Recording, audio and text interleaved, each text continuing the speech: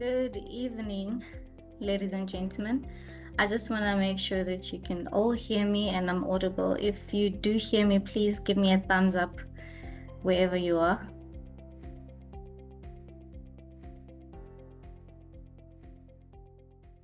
Awesome. Okay, great. Thank you so much. It is a great honor and pleasure this evening to welcome you to what we term as the medium-term budget policy statement review webinar that we as ABSIP Women in Focus hold each year post the minister's speech. My name is Thulebona Mhlanga, and I have the pleasure of welcome all of you to obviously this great evening. And I would like to just say to all of you that the key number for this evening is 3. You all know what that means. We obviously had the confirmation from the minister that the official inflation target is at 3%. Whether you're interested in that or you're interested in the ghost workers, we have quite a jam-packed program this evening. And of course, my job is simple. It is to introduce you to what AWIF is. For those on the call this evening who don't know what AWIF is, we are a strategic pillar of the Association of Black Securities and Investment Professionals, founded, of course, in 1995. We're a 19-year-old strategic pillar that was founded quite a while ago, but of course, we have made quite a few strides. And notable to this, we have impacted about over 5,000 lives, particularly women in the financial services sector through advocacy work, webinars, mentorship, and of course, other strategic programs such as the CFA and the IODOSA. And we have quite a number of partners that we work with. I would encourage you to also just follow our pages on ABSIP Women in Focus in LinkedIn, and on Instagram, we are ABSIP_WIF if you wish to follow us. But of course, the attention is not only on ABSIP and AWIF this evening. We have quite a lineup of great minds in the financial services sector that are going to be giving us quite great insights on today's budget speech that was, of course, given by the finance minister. And in no time, I'm going to introduce you to our head of economic desk at ABSIP, Mr. Ndumiso Khubheka, who is going to give us what I will call setting the scene for us this evening around some of the insights that he feels we should take note of about what the minister has pronounced this afternoon. So without wasting any further time, I'd like to introduce our head of economic desk, Mr. Ndumiso Khubheka, who is going to be giving our keynote address this evening. Thank you. A good afternoon, colleagues, our esteemed program director, Thuli Mhlanga, our panel of experts, of course, moderated by the excellent Raazia Ganie, distinguished guests and friends. It is indeed an honor to join you this afternoon at the ABSIP Women in Focus webinar in partnership with CFA Society South Africa. Of course, as we reflect on the 2025 medium-term budget policy statement and its implications for our economy, our businesses, and our communities. My name is Ndumiso Khubheka, and I have the great privilege to serve on the economic desk at ABSIP, and I'm certainly looking forward to the meaningful and instructive insights that, of course, will be shared in today's webinar. But perhaps maybe as we reflect on the medium-term budget policy statement that the Minister of Finance has, of course, delivered today, and the strategic implications where our outlook is concerned as a country, I do think that it comes at a pivotal moment for South Africa, where we have indeed seen significant milestones, most notably our removal from the Financial Action Task Force grey list. This achievement, I think, strengthens investor confidence and positions South Africa as a credible and attractive destination for capital. It is, of course, a reminder that when we do act decisively and collaboratively, we can restore trust and unlock growth. And so I think when reflecting about the core priorities that came out from today's MTBPS framework, there are a couple of pillars, four, I think, in the main, that I think today's speech or address was anchored on. The first, maintaining macroeconomic stability, which was a reinforcing theme that the Minister of Finance articulated today. Second, implementing structural reforms. Third, building state capacity. And fourth, supporting growth-enhancing infrastructure. I do think that these core priorities in the framework are not just fiscal measures. They are indeed enablers of transformation. But to fully realize their potential, I do think that we must elevate the conversation beyond fiscal and monetary policy alone. I do think the additional secret ingredient as part of the outlook going forward from today's MTBPS is the focus around a coordinated policy for competitiveness. And by this, I think we can take a reference from the critical takeaway from today's MTBPS, which is, of course, the introduction of a lower inflation target of 3% and the flexible range associated with it. This, I think, is indeed a bold step that will, over time, reduce borrowing costs, stimulate investment, and, of course, support household consumption in the long run. However, I do think that the full benefit of this lower target can only be sustainably realized when fiscal and monetary policy are foregrounded within a coherent industrial policy framework, one that prioritizes competitiveness, productivity, and innovation. I mean, we do see this imperative through, for instance, the introduction of the public-private partnership framework, in reducing backlogs in our railway infrastructure, ports, and of course in the energy sector. And of course, some of the additional levers of industrial policy that are associated with managing the dynamics around market competition and concentration that assist in stabilizing prices, which is a reinforcing complementary factor to the mandate, for example, of monetary policy through the South African Reserve Bank as a case in point. And so this mutually reinforcing macroeconomic policy framework, in addition to the low inflation target, is what I think becomes the glue that will ensure that we have sustained competitiveness in the long run. Industrial policy, of course, must work hand in hand with macroeconomic stability to create an environment where businesses, especially small and medium enterprises, can thrive. This is how we move from stabilization to sustained inclusive growth.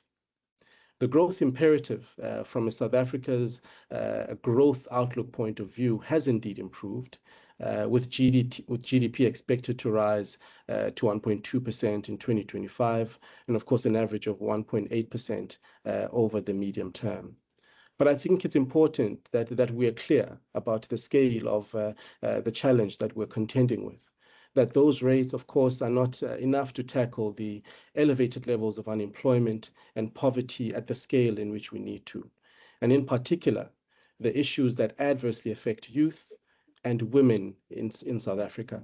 And so we do need high and sustained growth that requires coordinated action across policy domains, fiscal, monetary, and of course, industrial. What has also come out quite strongly in an area of emphasis, which I think is important from today's MTBPS, is the accelerated pace of building stronger capacity at local government. This is critical because fixed investment happens at the level of local government, in municipalities where infrastructure is delivered and services are provided. And so the reforms to the municipal infrastructure grant and the piloting of utility reforms, I think, are a step in the right direction. But we must go further to certainly ensure that local government becomes a catalyst for investment rather than a bottleneck. Furthermore, I think when it comes to unlocking the potential of SMMEs, the MTBPS rightly acknowledges the role of SMMEs in driving growth and job creation. And to unlock this potential, highlighting some of the needs of course, reduced regulatory burdens that stifle entrepreneurship, driving greater access to risk capital, which should include innovative financing instruments and partnerships with development finance institutions, of which we've also seen through the work that is being done through the Triple P framework.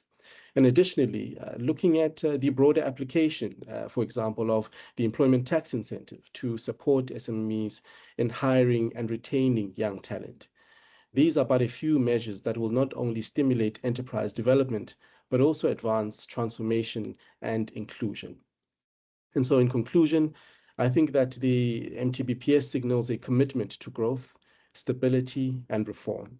But of course, the real test always lies in execution and how we coordinate fiscal, monetary, and industrial policy to create a competitive economy that delivers jobs, opportunities, and of course, prosperity for all South Africans.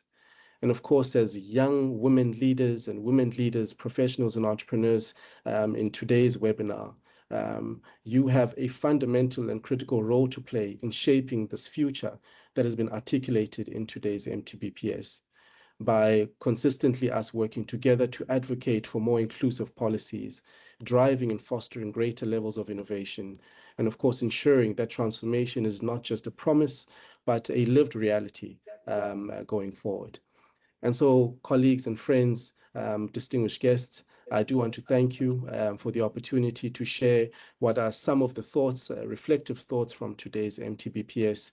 And I'm certainly looking forward to the moderated discussion of our panel of experts, moderated by the excellent Raazia Ganie, who's the Vice President of CFA Society South Africa, to really moderate and unpack the strategic insights that come out of today's MTBPS. Thank you very much. And I would like to welcome on the platform our distinguished moderator, Raazia Ganie. Thank you so much. Thank you very much. Thank you, Ndumiso.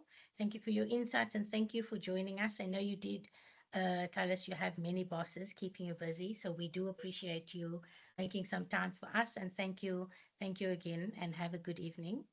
To everyone else, good evening again, and welcome again to the ABSIP Women in Finance discussion, brought to you by ABSIP and in collaboration with the CFA Society of South Africa. As Ndumiso mentioned, I'm Raazia Ganie. I'm the Vice President of the CFA Society, as well as Head of Investments at NMG Benefits. And today, we're going to explore the medium-term budget policy statement, how that fiscal monetary policy, investment strategies, and of course this industrial policy, will pan out, and then specifically for gender-focused initiatives, which can drive inclusive growth. As mentioned, there is a facility to ask questions, so please do make full use of this, as we will leave time at the end to take some questions from the audience where there are any. I'm going to start by introducing my esteemed panel for today. I'm going to start with Nontobeko Lubisi from National Treasury.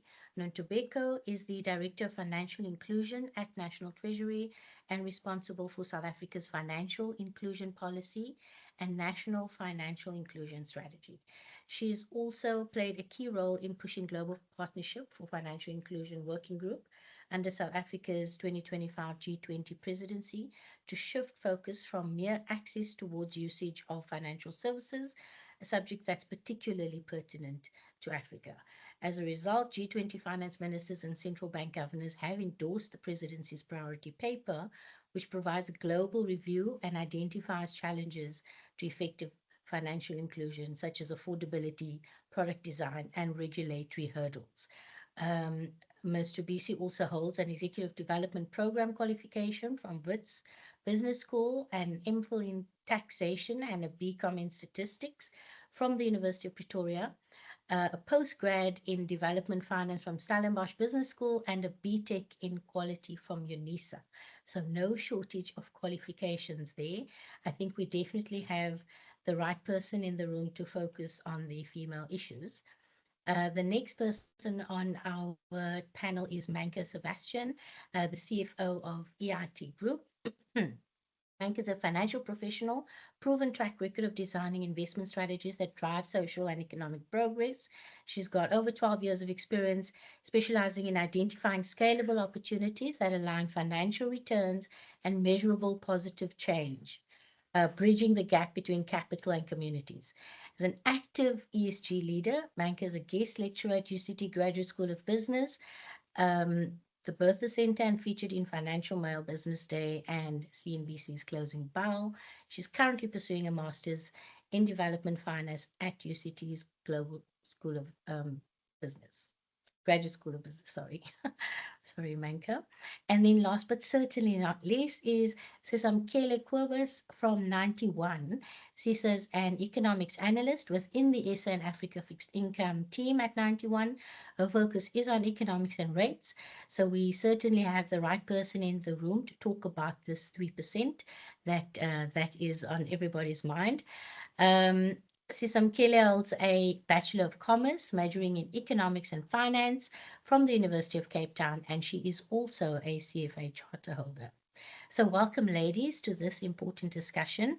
Our Finance Minister has or appears to have maintained fiscal consolidation, a declining debt.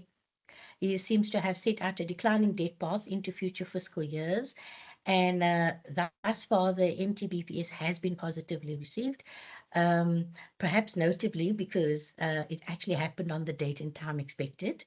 I mean, I think after months of speculation, the minister has now finally confirmed that SA will be targeting this new inflation target of 3% with a 1 percentage point tolerance band. And this lower target will decrease inflationary expectations, and this should create room for lower interest rates.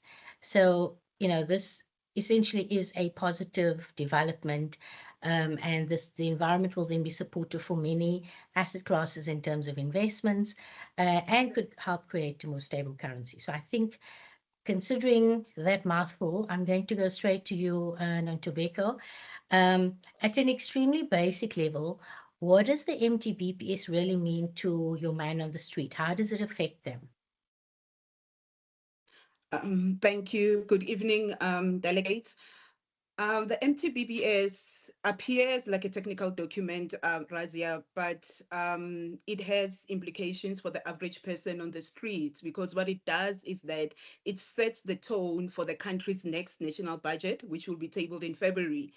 So with this current MTBPS that was tabled in this afternoon, we saw the minister announcing key structural reforms that are focusing on energy, logistics, water, local government, as well as these new reforms around the digital transformation movement. So I believe that in a country that continues to be then characterized by structural inequality, with the majority of people really depending much on the state, these reforms, these new reforms that the minister tabled the afternoon are quite important, and would then be important for citizens to actually keep abreast of them, because they determine whether, in essence, especially when you look at the digital transformation movement, it will determine at what the pace that South Africa starts to include people in the financial system of the country. And this is an initiative that has been lagging for quite some time now. And it is quite exciting to actually see the Minister of Finance really proposing this movement under Operation Vulindlela as one of the programs that the country has then prioritized. Yes, thank you. I want to just move very quickly to the female inclusion angle, given I think that's close to all of our hearts. Can we talk about how the MTBPS incorporates, if it does, gender responsive budgeting to ensure the fiscal allocations improve economic opportunities for women in particular? Manka, I know it's close to your heart, so perhaps you can give us a comment, and then Ndumiso, if you've got one. Thanks so much, Raazia, and thank you everyone for joining. So I think first of all, I think let's acknowledge that this is the first medium-term budget speech that hasn't given us heart palpitations. It's a budget speech that's kind of set the tone for growth. I think the one sentence I walked away quite happy to hear was when the minister said, we're now at the point where we turn away from consumption spending to investment spending. So for me, that was a telling line, a very encouraging line. But when we bring it back to the females, the notable absence of female mention was there. You know, I think previous MTBPS, we had a gender budget. And in that gender budget, 32 billion was allocated to, accelerating female, progress. But when you actually break that previous gender budget, 97% of it went to education, right? And now we're in this state of where we want to actually stimulate female entrepreneurship and so forth. We are actually seeing of that 32 billion, and when you break it down in terms of what allocation actually went to entrepreneurial development, you see it was actually 0.01%, which is 327 thousand rands when it was directed at business training. So from a direct female opportunity, I felt that we could have had more meat, but I don't think it's something we should be disheartened by. I think one of the reports I definitely do encourage people to go read is the FinFind report, which looks at MSc entrepreneurial funding. And there you'll see that from a need, when we look at micro businesses, and micro businesses are those who have turnover of less than $1 million, 80.5% of the MSME jobs come from the segment. And when you look at how do females treat entrepreneurship, one of those female-led ones, you tend to find female solopreneurs. And so I think we're in a space where we've realized from a fiscal stimulation for growth, I mean, a 1.2% expected growth for the year shows that, look, the fiscal multiplier that the government wields is not as strong as it used to be. But what it does give us, though, is they've created a platform where we can actually focus on stimulating and accelerating that driving of private investment to female businesses, but also focusing on in the spaces where we know females have a high multiplier when it comes to either job creation or jobless growth. So I'm on the fence at the moment in terms of what this means for the females. I think we still have a long way to go, but generally I think we have to have this platform first, where we're stable, where we're not worried about consumption, but looking forward to investment. So I think that's where what I walked away with today, Raazia. Thanks, Manka. Nontobeko, do you have anything you would like to add? Yes, Raza, yes. So from the MTBPS, really, you are not getting, a sense, you're not able to pull out some form of gender responsive budget allocations that have been prioritized for women. And I think there are a couple of reasons for that. When you look at the gender budget statement, it was really launched in essence last year, 2024. So it is a new tool that has been now introduced to be accompanied with the national budget. And when you also even go there and look at that gender budget statement, what you see there is that it's not all the departments currently also that are reporting. So there's still a lot of work, I think, as the Treasury and the Department of Women, Youth and Persons with Disabilities, that we need to do in ensuring that the tool really does achieve the objectives that we want to achieve when we say we are providing a gender lens to the budget. Because when you look at the indicators that are then currently being monitored in the budget statement, you're actually looking at two. That one is around gender gaps in terms of income, and then the other one just looks at looking at other opportunities, whether it be business. So it's almost women who are then entrepreneurs. But the argument has also then been around whether is that all that characterizes the women as a strata in South Africa, because my conditions as a woman in a township is in essence then different from a woman who stays in an urban suburban area. But that does not mean that we shouldn't be targeting those women. So I think what at the moment, it's almost like a safe thing not to have probably going all all out there in the MTBPS and saying these are currently the indicators that we are monitoring under gender-based lens or budgeting, because for me, work must still be done in refining that particular tool. But what we see is that the digital transformation roadmap that will come through the digital transformation plan will, in essence, also, you see that there's programs, but they are not directly spelled out as women empowerment programs.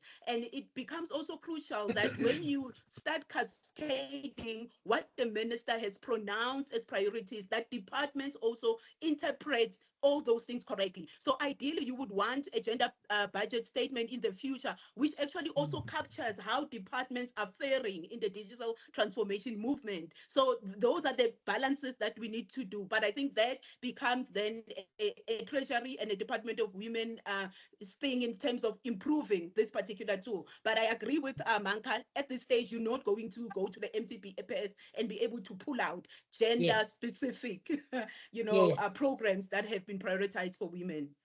Yeah, no, I think it's good that we're highlighting it so that they do know that we noticed there was one last year, and it's, notably missing. I mean, can we talk about, are there any measures being taken to prioritize spending on social infrastructure, such as childcare and healthcare, that usually disproportionately benefits women and enables greater workforce participation? Are there any such measures that are being taken on? Not coming out strongly in the MTBPS now, Raazia. The issue is, with the budget 2025, we did see government committing to spending on ECD as well as health. But the concern continues to be the underspending by municipalities on capital projects, and social infrastructure being one of them. And I think that is one area where the Treasury needs to then put in measures that will then, in essence, help departments to reprioritize expenditure towards programs that will then benefit women, but also making sure that those departments actually spend those budgets, because at this stage, it doesn't quite, it doesn't sit well with communities when we see that the project was allocated, but then it just remained there as underspent and was not spent. So I think with this MTBPS, what you see, it's basically the mentioning around, get the cleaning up of the of municipalities and making sure that they do what they spend the budget that they're supposed to then be spending. Yes. I mean, that's an important point, because, what is really the point of us allocating money and then it doesn't get spent?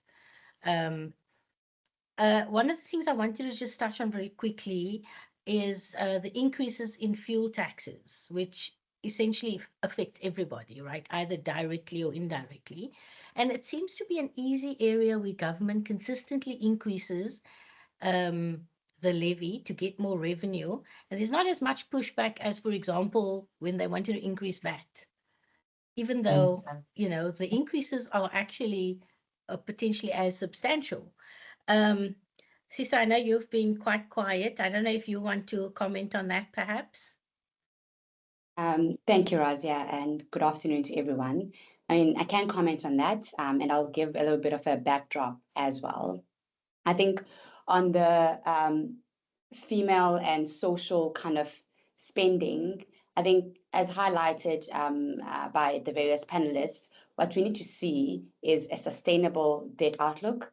We need to see a sustainable fiscal outlook.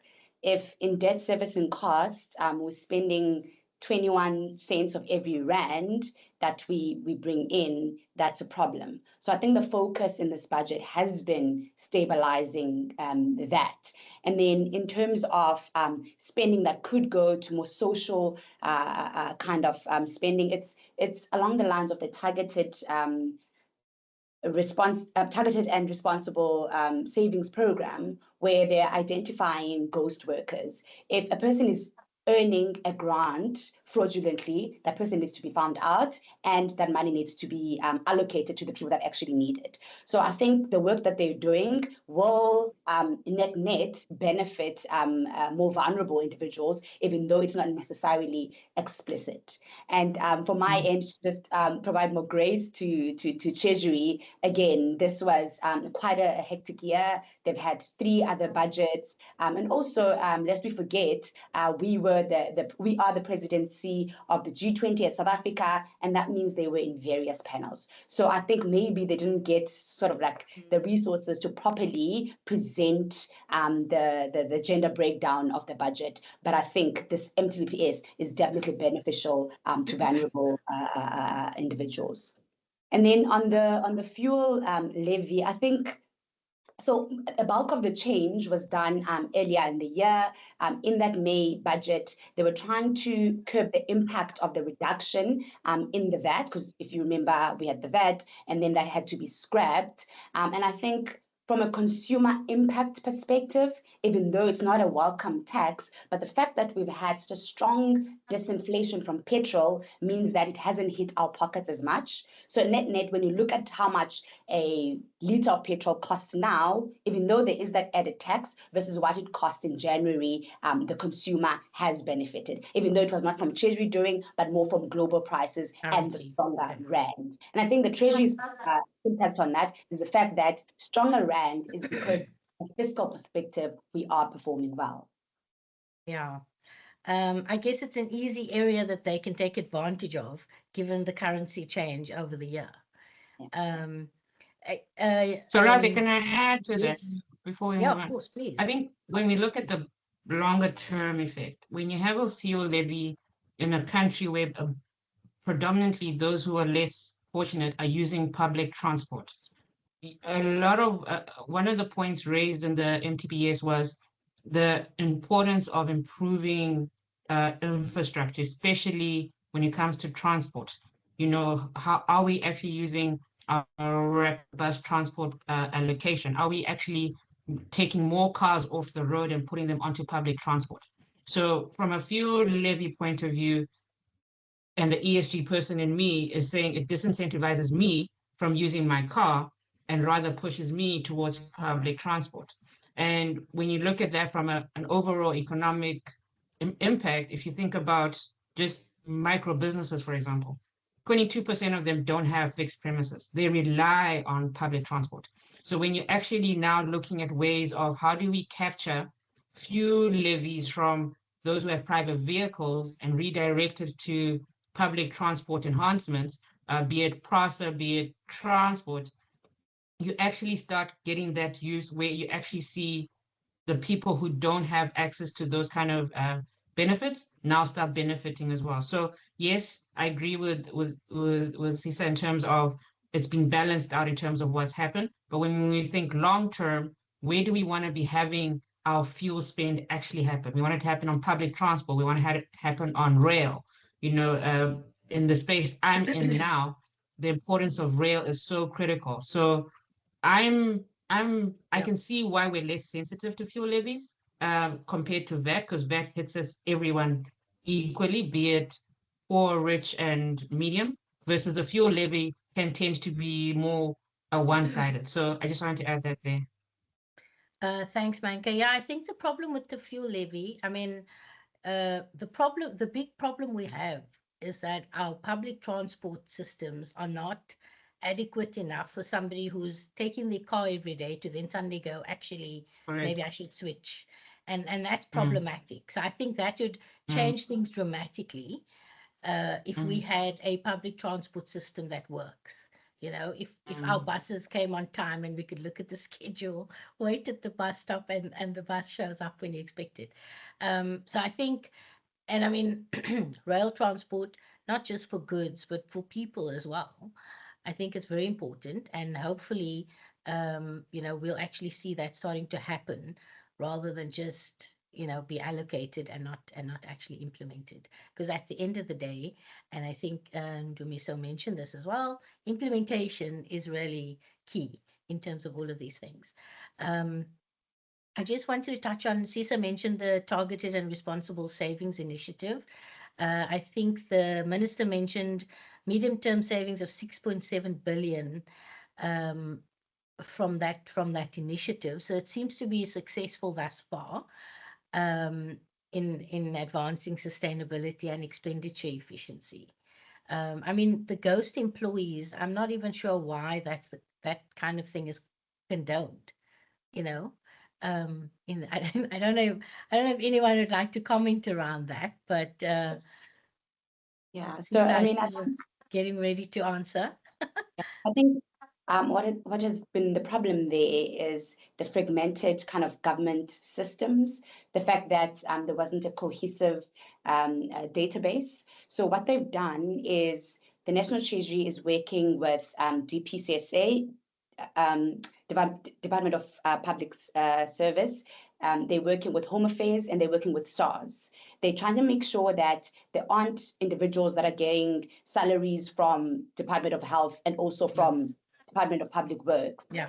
Trying to make sure that the employees are actually active. They're also engaging with the bank. So it definitely shouldn't have been where we are, but I think it's heartening the fact that so far they've identified 9,000 risk employees that they'll start an investigation on in January. And for me, that was surprising because the announcement was just like a couple of months ago, and I thought it would take them time to identify. But the fact that they already have a number that they are auditing is heartening.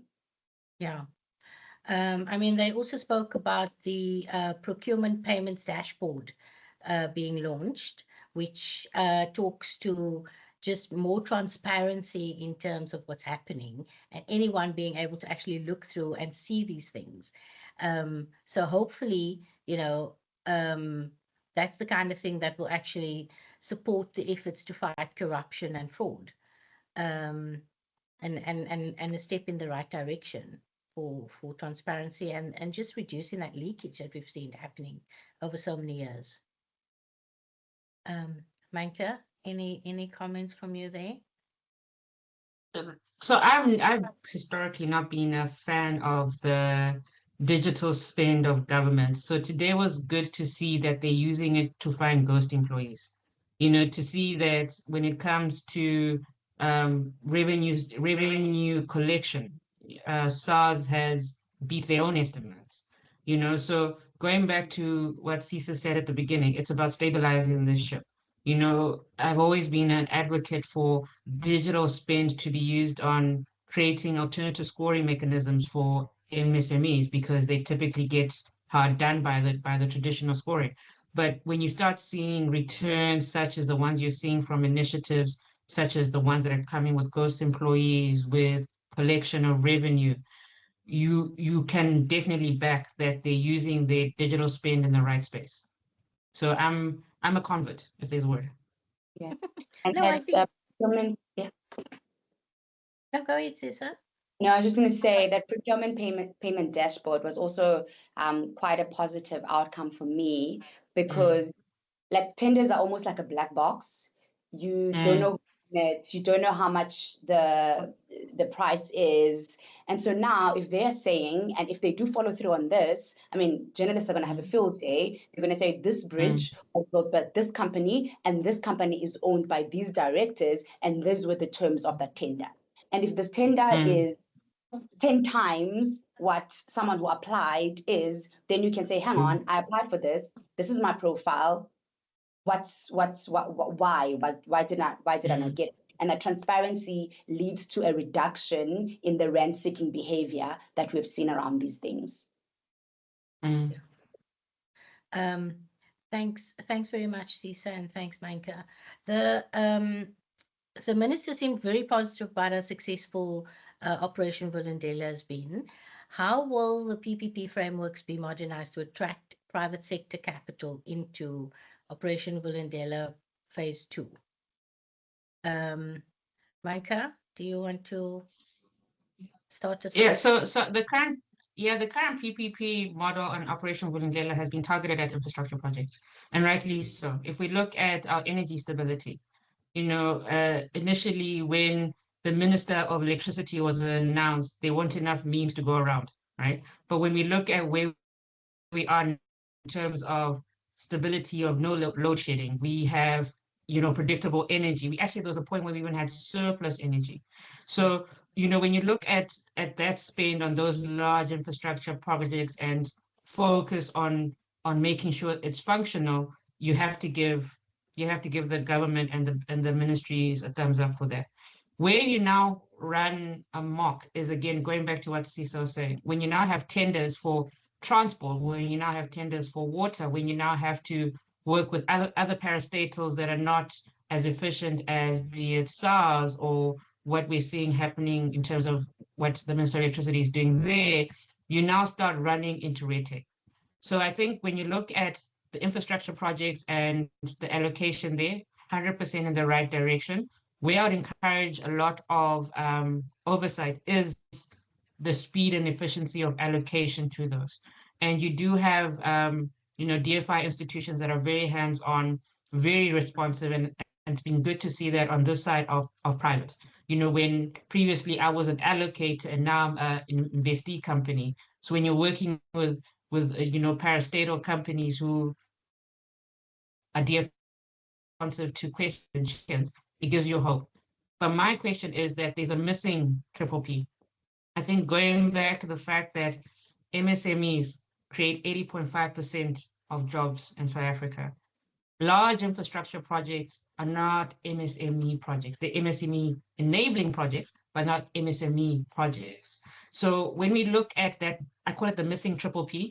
What are we doing when it comes to the missing triple P, when it comes to financial technology? Dumi mentioned innovative finance mechanisms.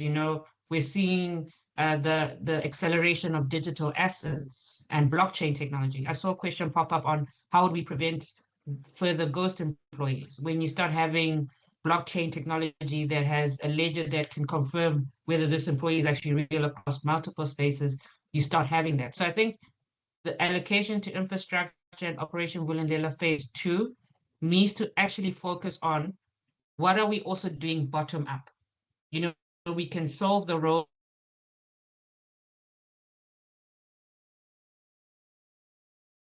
Well, I think we might have lost Manka there for a second.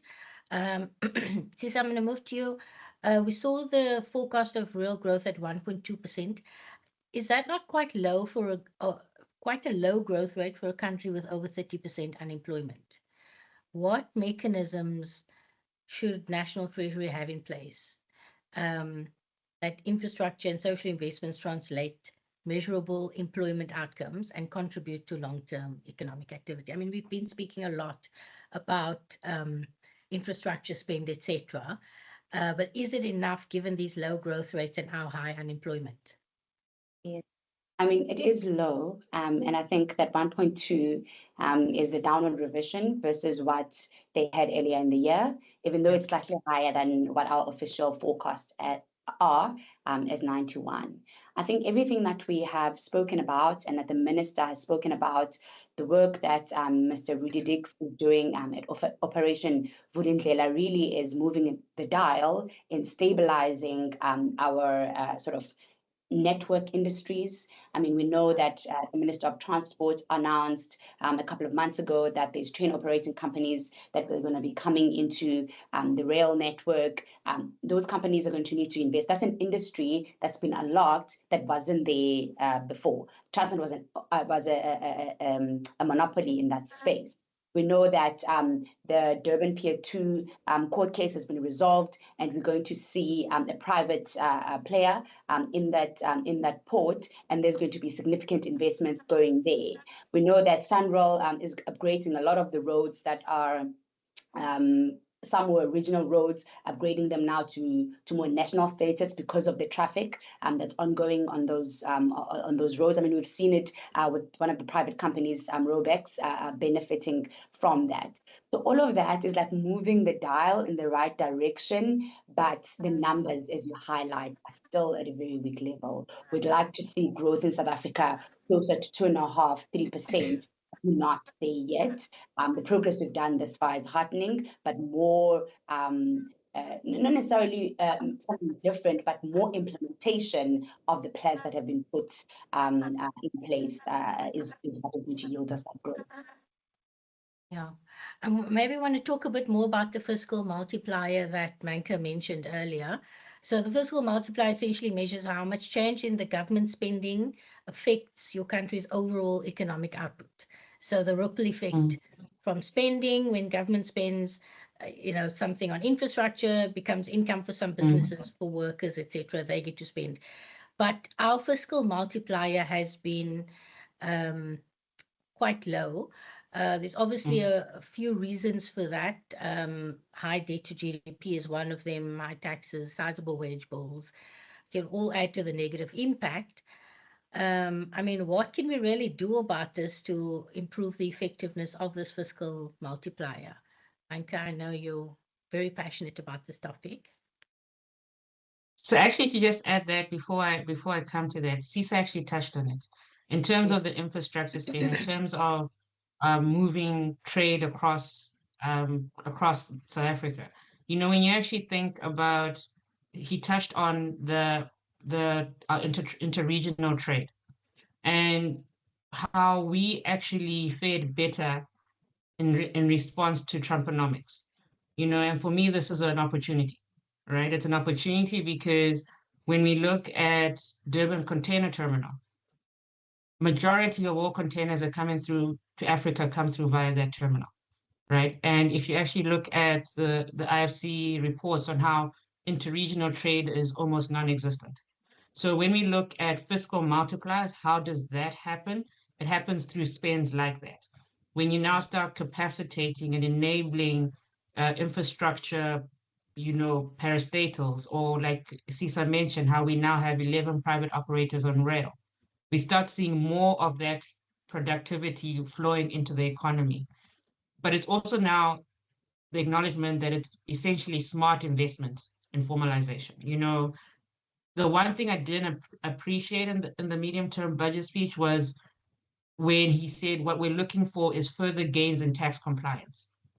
For me, that is, you're literally robbing Peter to pay Paul. Yes, I advocated for the fuel levy, but that can't be our solution, right? I think that can't be what we use to drive growth. So when we look at the informal market, that's a 950 billion economy.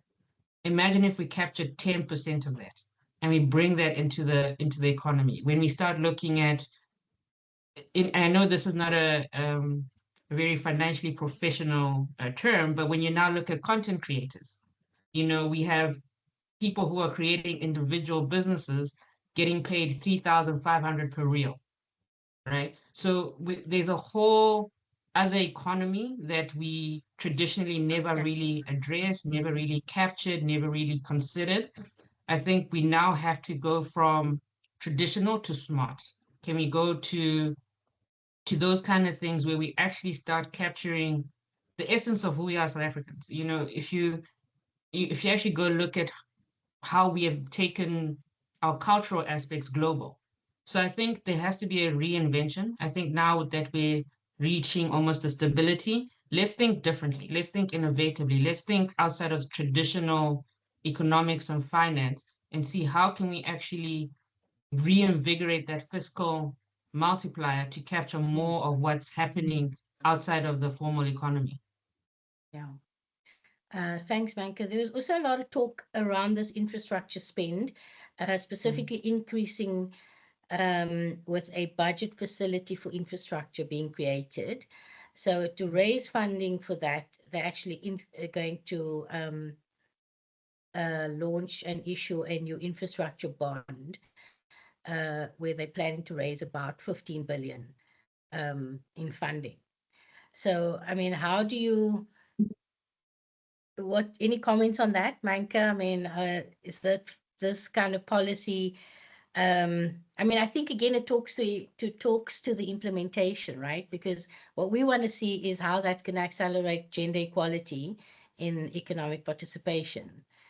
Yeah, and so when I look at gender equality, and I think this is where I want Nontobeko to also come into, as part of my my master's in studies, when I look at gender equality and um, fueling that, you have to look at the fact that it's almost a triple C problem. We are we making sure that females have the capabilities to actually run businesses? You know, are we making sure that we are providing them the capacity and the funding to be able to scale? And are we actually ensuring the continuity of what they do? So when you look at it from that point of view, capacity is one thing. Capacity can be anything from, can we actually make sure that they've got business skills, technical skills, digital literacy, infrastructure assets? You know, when we look at continuity, are we making sure that this infrastructure or the spend allocated is giving them working capital, revenue smoothing, you know, credits without the traditional employment proof? You know, we have cultural challenges where you have assets that will be typically used as collateral, typically don't get inherited by females. So they don't have the collateral evidence that typically is afforded to the male gender. So are we making sure that females can access finance without gender bias, with collateral alternatives, with proof of business continuity? So for me, I think back to what Nontobeko was saying, the budget was gender light because I think people are still trying to figure out how do we actually address these triple C problems. So Nonto, I don't know if you want to add there. Yeah. Yes, I can add on that. So with women gender equality, the interesting thing about South Africa is also how we are configured. So you've got the Treasury on one side driving the financial inclusion agenda. Then you have the Department of Small Business Development. But what has happened last year, we have merged the Small Enterprise Development Finance, the CFA, and then the Small Enterprise Development Agency into one agency, which is the Small Enterprise Development and Financing Agency. And Cabinet's thinking there was that we do need a system where we have everything grouped under one roof. That was the first point of premise, whereby you don't have a women going from a CEDA and then having to drive again to a CFA. So you have that one roof. Another thing that we also have there is also the cooperative banking development agency, which was currently residing under the National Treasury, which has also been effectively moved as part of the Small Enterprise Development Finance Agency.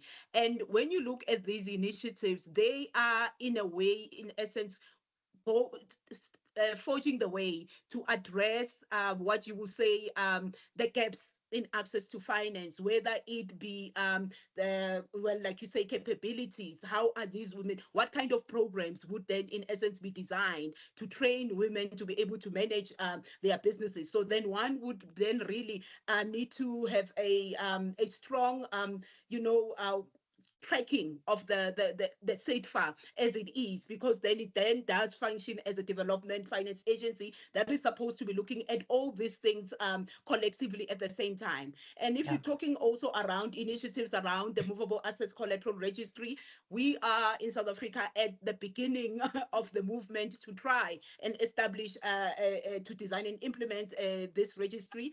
I was in Nigeria 3 weeks ago, where we just went on a benchmarking study tour to learn how they've implemented it in Nigeria. And I mean, they've done it a long time ago. This is like in 2017. So these are some of the things that I think, Manka, you are interested about, and that I'm also interested in, and actually taking into consideration the current tight fiscal environment that we find ourselves in, where I feel that we have not done much on the access to finance leg as South Africa. And that, in essence, I still believe could be used to stimulate growth. I think there is a case to look at how development finance can then be used to ensure that people are really economically, in essence, economically active. I mean, we have been talking. I mean, the former president Thabo Mbeki spoke about the dual economy as way back as I think in 20 long time ago. And I think we've not moved much in addressing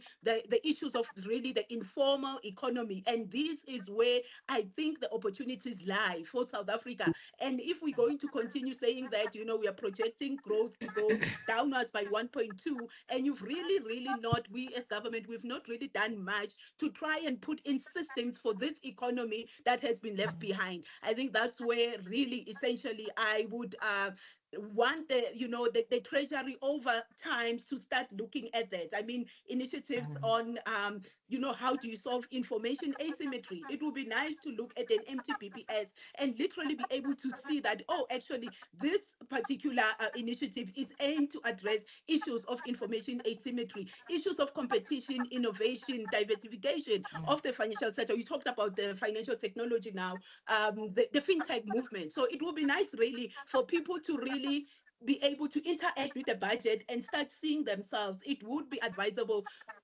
over time to try and reform also probably how we have structured the MTBPS so that people see themselves in there. In that, yeah, and they can understand what it really means for them.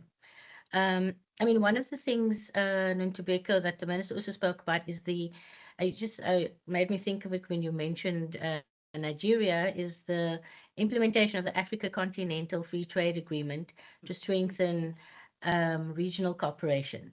So in light of the recent diplomatic tensions with the US, how should SA prepare to mitigate the economic fallout of a potential AGOA suspension?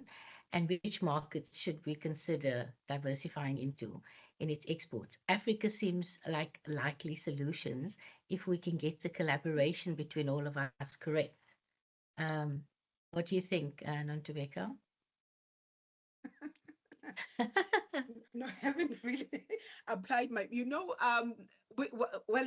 focus on the Africa Trade Agreement has really honestly been around cross-border, really, because I need that for me to be able to ensure that there's SMME digital trade.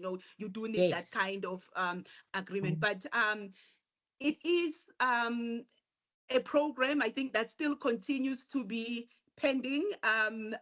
We have not, I think, as a country, resolved ourselves in terms of where do we stand with the Africa Continental Trade Agreement at this stage. So it is a lever, but in terms of how we want to proceed with it at this stage, I'm still uncertain.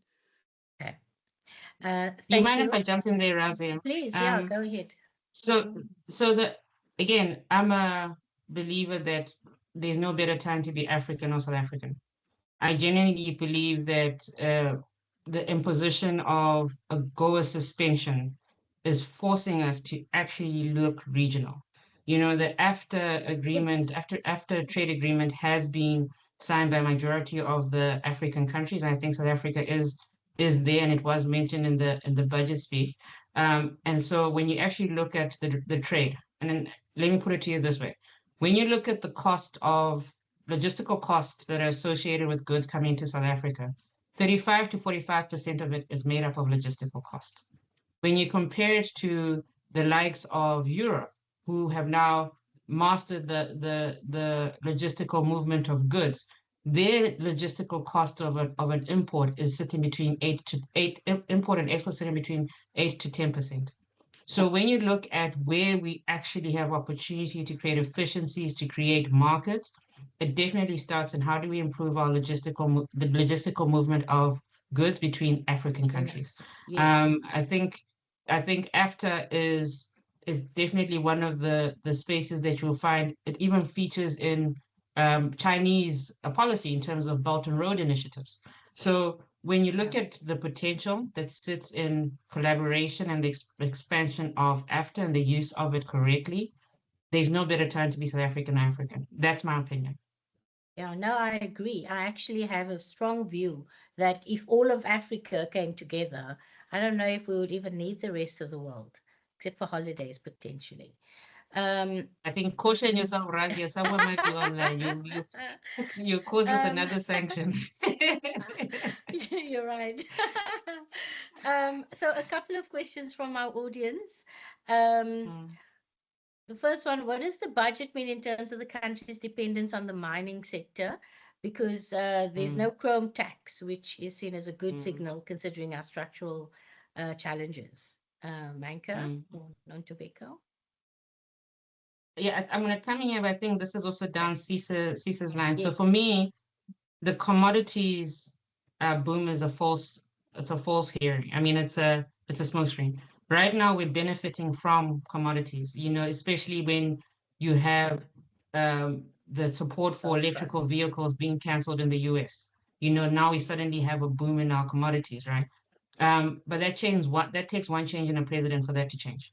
So I think we still have to diversify away from commodities. We still have to look for ways of, be it service-driven revenue, be it capacitating our manufacturing space. And I think you'd see that even when it comes to the allocation of the budget, that's there too. I think we have to focus on what are the other areas of growth that we can create commodity without commodities. And if we do have to go commodities, how do we make sure as much of that benefication is happening within the country? Because a lot of the benefication happens offshore. Yeah. So, a good example I like was how Dangote has put together an oil refinery within Nigeria. Nontobeko was there, and she's seen how there's a lot of lessons we can learn from our African counterparts. So commodities, it's a red herring. I think we need to not get comfortable to this growth being supported by commodities continuing. And I'm actually very curious to hear Cisa's opinion on this. So I'm going to take a slightly a different take. I think our economy, of course, can benefit from incorporating the informal sector more systematically, as highlighted by both yourself, Manka, and Nontobeko. So, I mean, there's also benefits from fiscal as well. And I think from a mining perspective, I mean, mining has reduced quite significantly over the years as a percentage of our GDP. So it's no longer like a sort of... Not as big as it used to be. It's not as big as it used to. So I think we sufficiently diversified in that manner. And then when it comes to our corporate income tax, I think at the recent height of the PGM and iron ore increase in 2022, 2023, around that time, we had about 10%, 20% of CIT coming from that. But long term, it's closer to 10%. So not as sort of sizable. So I think we're fairly diversified in that manner. And then when it comes to more long term, I mean, I agree with Manka. What we're experiencing now is a short term sort of boom to commodities. And the Treasury, as I mentioned earlier, hasn't really penciled that into the numbers. So they are also cautious. They're taking a wait and see approach before they bake that into the numbers, which I think is wise on their part. And then, I mean, I don't follow commodities as closely. We have our commodities analysts, but kind of the views around what's driving this. I think initially with gold, there was around Russia being sanctioned. There was this sort of kind of hang on from various central banks because overnight the US decided that Russia has no access to its reserves because those reserves were in USD. And so central banks decided that we need to diversify and add more gold to our sort of reserve base. And we see emerging markets continuing to do that. And I think that started the sort of boom that we've seen in gold. And of course, there's other factors around us, uncertainty that have added to that. But I think that central bank kind of demand is kind of like a base that's going to be supportive for a while. So I'm not a good analyst. So I don't know if it's going to stay at this level, but I'm just saying that there's support, there's demand support. And I think with that, the jewelry demand from gold now kind of shifted towards PGM. So there's a little bit of that in the PGM market, even though from a vehicle perspective, with the introduction of EVs, as you highlight, Manka, there's a question mark around that demand from vehicles. So I think there's a little bit of, not legs for it to go further, but it can be supported for a while, particularly under a Trump presidency, and South Africa can benefit from that. We don't have to base our sort of policy on it, but we can bank those sort of rewards and use it to building the proper fiscal buffers and sustainable fiscal outlook that we try to do in this MTBPS. Thank you, Cisa. Another question from our audience. How do we think the government should plan to reduce the bottlenecks that hinder private sector growth that will sustainably expand the tax base? I think Manka, Cisa. Either of you like Not to to go take for that? it, you seem ready. I'll try on my side. I think this one has been an issue. It continues to be an issue. And for me, it's always the relationships. Number one, for me, it's quite key. There is, especially when you look at the small business sector, one of the issue that has always been cited is this mistrust. I mean, there's always this issue of mistrust between the government and then the private sector. And I think what the government needs to do there is to almost come up with a system, whether it is a deliberate, proper engagement strategy with the private sector. I'm not sure. We do have, annual meetings where the president meets business and all that, but I don't think we really getting there. I would say it's South Africa. So maybe one would need to look at whether these what do they call it, indabas that we have, are they really working, and why after those kind of meetings there's still this issue around the private sector saying we can't work with you, you've got the regulations that are making us not being able to work. I mean, your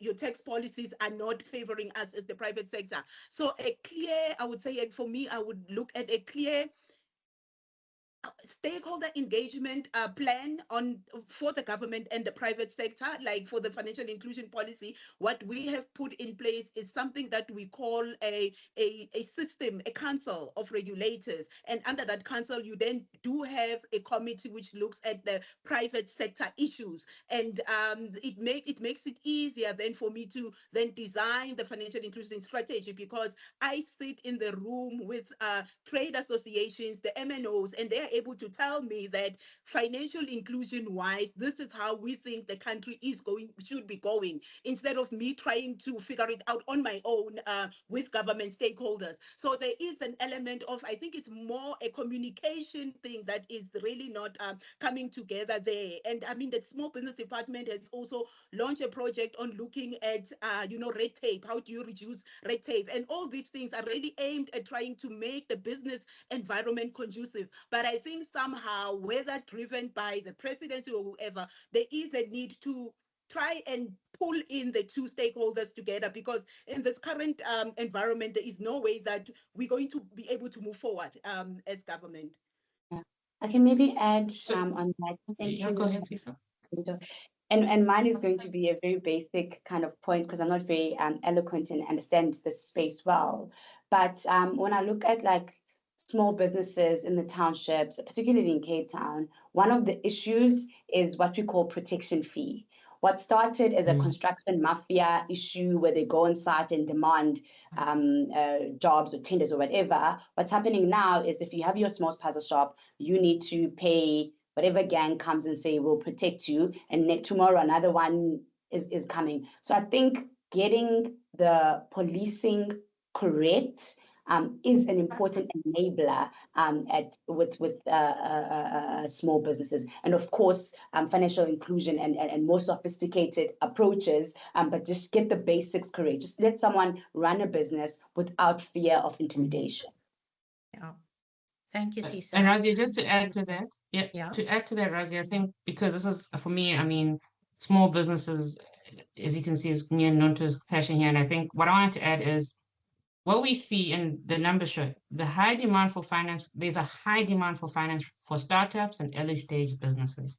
But when you look at the formal sector, financing of startups does not even feature in the top 10 finance products offered by funders. So what you end up having is that funders want an already successful business, right?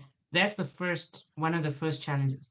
Then the next thing you look at is now, if you do want to now go get funding from a formal institution, the top documents typically asked for are proof of business ownership. You're asked for audited financial statements. You're asked for documents that typically, as a small business, you haven't even started putting together. So proof of bank account, tax clearance certificate, BE certificate, bank statements.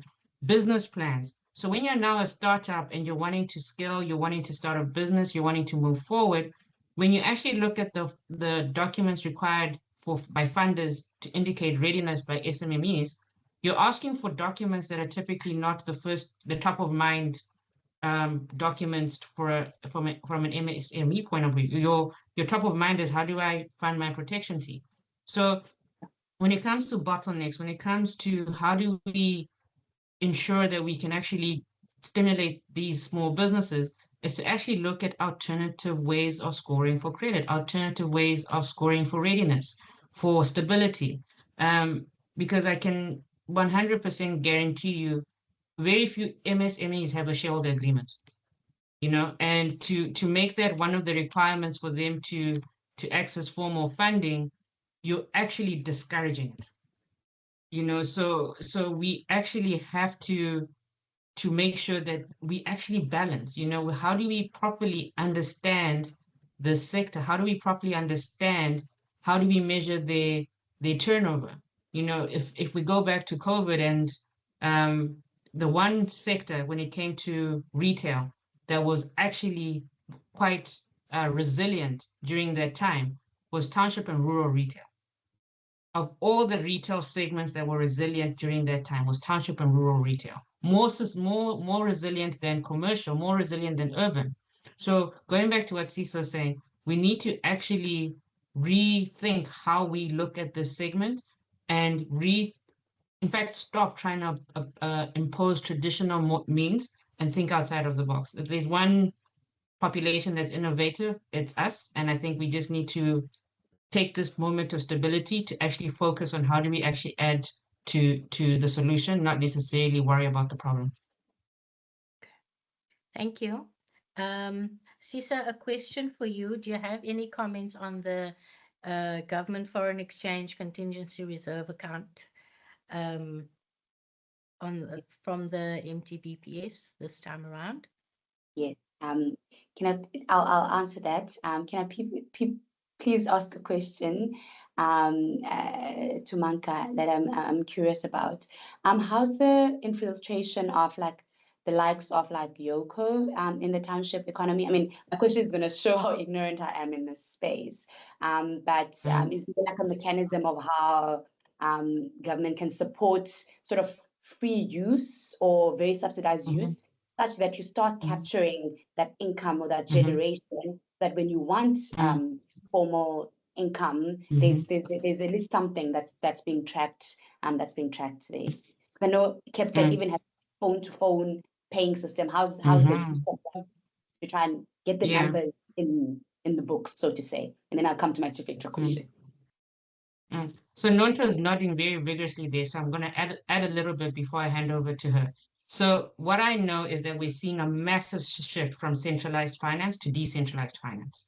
We now have a nice name for it called decentralized finance, but it's essentially stokvels that have gone to private school. We've now found a way of calling it a formalized name. So yes, Yoko is probably not the first means of choice for a township retailer. They're more likely to use e-wallet. They're more likely to use those apps that are instant and actually require no capital outlay and require no risk of that payment system being stolen, and therefore you can't operate. So I think we are seeing that if we can focus on how do we formalize the decentralized financing system that we're having going forward, and I can 100% give kudos to the SARB in terms of the work they're doing there in terms of trying to understand the space, digital assets, decentralized finance. But I think we have to bring it down one level, and I think Nonto has a plan there.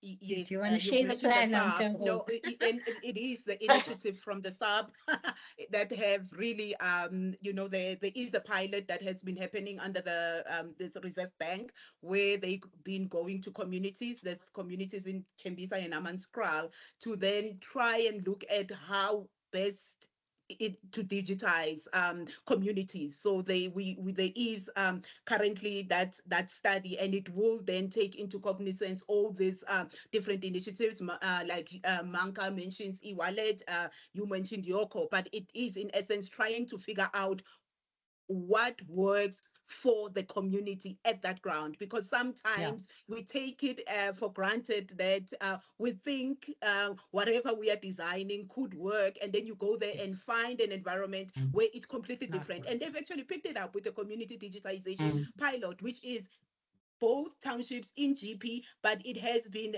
quite a challenge to do what they've done in Tembisa, for instance, in Hammanskraal. So it's that kind of thing where you need to really with the access to finance movement, you do not really assume homogeneity at all. That is where we've been failing at South Africa. So design is the product design is quite important, and that's where you really becomes your base. It should be the base before you even go further. And really the sub has done a great job there to really say, let's understand the landscape first and see what works for the different communities. And I think that's important all the time. I mean, I think there's no point, a bunch of people sitting in a room trying to figure out what, the township solutions are. They need to get in there, get down, speak to the communities, speak to the, the leaders in the community. And that's really how we're going to figure out, how to assist and how to really develop this. I think there are quite a number of questions from our audience. There's one that's quite long, but in the interim, a very quick one. How does government intend to balance youth unemployment interventions with these fiscal constraints? Are they planning to balance that? Manka? I think that's the better question. Are they trying to balance it? It's a need. I think the youth unemployment is scary. At the same time, it's our biggest asset. One of the areas of interest of study that I am is how do the youth today consume? And hence why I brought up the stat on content creation. We have to find a way to constructively direct that, because we run the risk of youth turning to content creation at the expense of great education. Content creation can be a fad, versus how do we make sure that we direct it in a human capital way that's sustainable. So again, youth unemployment, they're finding a way. I don't think we can't underestimate the resilience and the innovativeness of our youth. But is it the way that is sustainable for South Africa's growth? And how do we make sure we capture it and direct it in the way that actually is a long-term solution for youth unemployment? Yeah, I mean, the unemployment rates are scary. I think some people think it's actually quite unbelievable. Especially if you look, compare it to what developed markets are looking at. If they get 4% unemployment, they're crying. Because we're sitting with 10 times that and having to deal with it year after year. Partly our understanding of the informal sector. Yeah. I think we are getting to that time. We seem to be running out of time. I don't know if it's because we're all very chatty Cathys, but I think these are important and fundamental discussions that we're having. To end off, maybe I can please ask each panelist to just, starting with Nontobeko, give us one actionable recommendation that you'll have for advancing gender equality through fiscal and/or investment strategies. Apologies, Chair, I'm breaking protocol. I think Sisa missed answering a question. On Yes, G-Front, yes. I was going to add it to my closing remarks. But okay. On FECRA, we'll give you a few dedicated minutes for your answer, Sisa. So on JFECRA, they allocated 31 billion rand more. You remember that we already had 150, 125 and 25.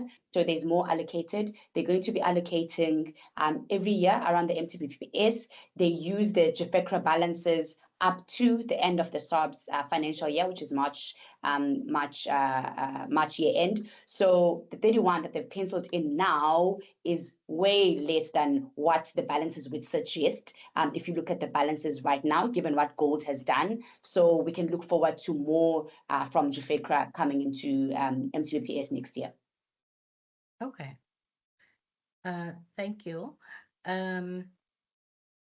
And then I think we need to move very swiftly to our closing remarks. So, ladies, one thought that you'd like to leave us all with? Nontobeko, if you want to go first. Yeah, I'll go.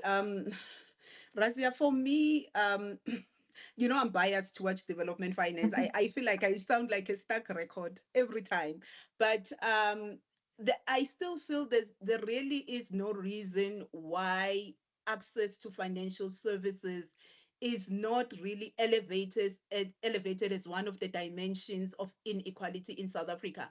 For instance, if you look at the stats say, you know, we would look at inequality and we're looking at access to, you know, water, electricity, sanitation. And it's only quite recently that we have started to incorporate many indicators on access to financial services. And I think for a country that is, you know, experiencing these kind of fiscal constraints, there is a need to really honestly start recognizing, I think, as first, and understanding that access to financial services is one instrument that South Africa can utilize. If we get our, you know, our tick points right there, I think we would, in essence, move a step, you know, in the right directions. Issues of, you know, consumer financial literacy, issues of consumer protection,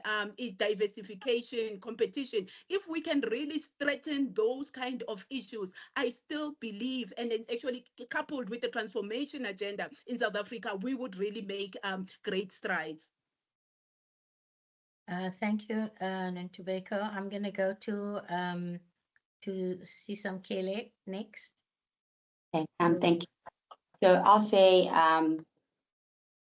continued funding of quality education, strict measures on school about providing graduates or scholars that are actually well educated and are able to go either into entrepreneurship or into university, allowing private sector participation on social services like education, where if a school is not performing, you can allow a private partner to partner with that school to produce the quality education, the quality outcomes that we need from education. And I will leave it at that. Thank you very much, Sisa. Manka? Thanks, Raazia. So firstly, thank you for running a fantastic panel. I think we've all thoroughly enjoyed ourselves. So from closing comments, for me, I think there's a lot of the missing triple P that we don't understand. And when we look at missing triple P, it's not just MSMEs, it's also female entrepreneurs. You know, I think technology has come fantastically far in the last 5 years that we need to start understanding how do females prefer to work. You know, technology has allowed female solopreneurs. If I give you the stat that since this time last year, female solopreneurs have grown from 630,000 to 670. That's a 7% increase in females choosing to intentionally work on their business by themselves. And typically all funding requires you to create jobs. And this is jobless growth. So when we look at how do we address unemployment, is to start actually having the questions of how do the unemployed, or the ones we consider unemployed because they're not creating 5 to 6 jobs, how do they actually want to be supported? You know, majority, over 50% of the loans that MSMEs ask for are under 250,000 rands. Versus the formal financing sector would consider that too small of a loan.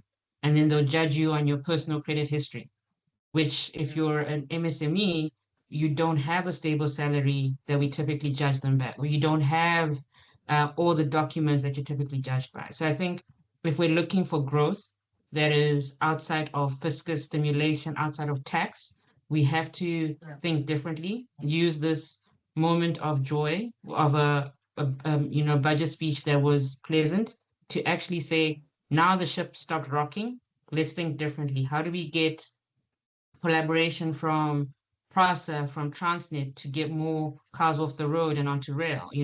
How do we work to make sure that those MMSCs who are actually in that space get capacitated?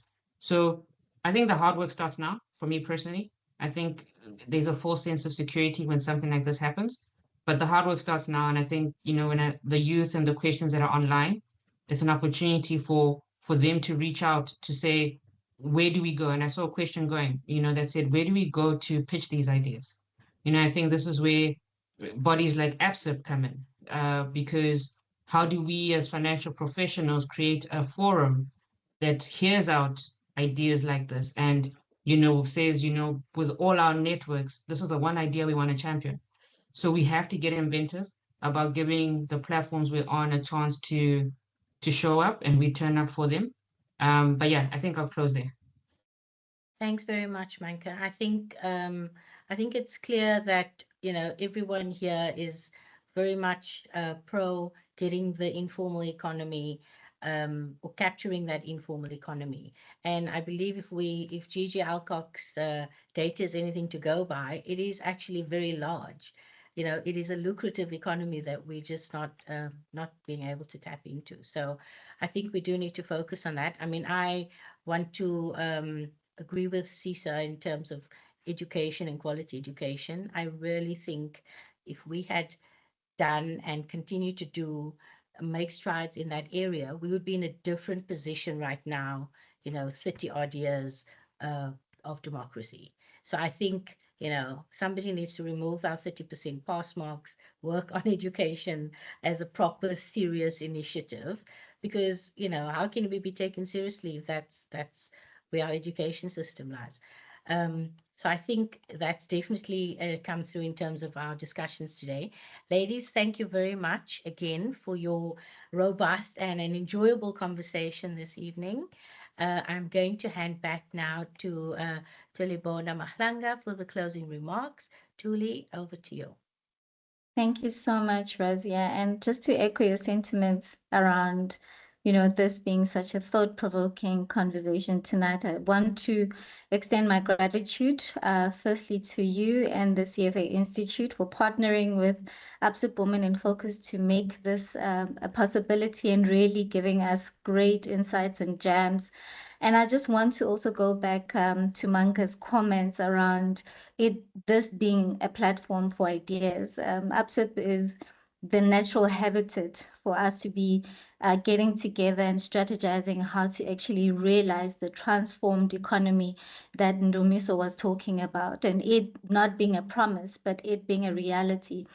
Just to borrow from his words. So for mine is to just basically echo the fact that we do want to underscore the importance of a transformed and inclusive economy, but also coming very strongly this evening was the theme on financial inclusion from all our speakers. That was such a theme that we feel that we will take forward, of course, looking forward to the budget 2026 and looking at what strategies will government have to actually have a gender focused budget, and we will push for that as ABSIP Women in Focus.